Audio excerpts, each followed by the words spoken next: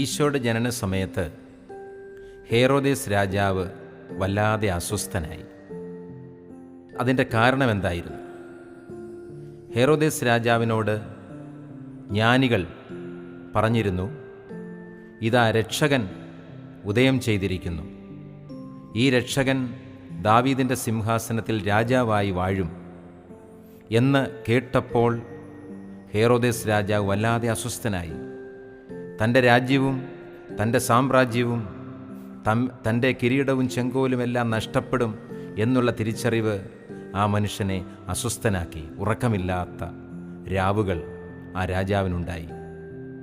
നമ്മുടെയൊക്കെ ജീവിതത്തിൽ ഇതുപോലെ നമുക്കും നമ്മുടേതായ പലത് നഷ്ടപ്പെടും എന്നുള്ള ഒരു ചിന്തയുണ്ടാകുമ്പോൾ നമുക്കും ഇതുപോലുള്ള അസ്വസ്ഥതകളുണ്ടാകും. ജീവിതത്തിൽ നഷ്ടപ്പെടുന്ന കാര്യങ്ങളെ ഓർത്ത് നമ്മൾ ദുഃഖിക്കുകയും അസ്വസ്ഥരാവുകയും കോപിക്കുകയും ചെയ്യുന്ന സാഹചര്യം ഉണ്ടാകുമ്പോൾ ഓർക്കുക, ദൈവം എന്നോട് എത്രമാത്രം കരുണ കാണിച്ചിട്ടുണ്ട്. എൻ്റെ ജീവിതത്തിൽ ഇത്രത്തോളം എന്നെ നടത്തിയ വഴികളിൽ ഞാൻ എന്തുമാത്രം നന്മയും അനുഗ്രഹങ്ങളും പ്രാപിച്ചിട്ടുണ്ട്. പലപ്പോഴും അത് നമ്മൾ മറന്നുപോകും.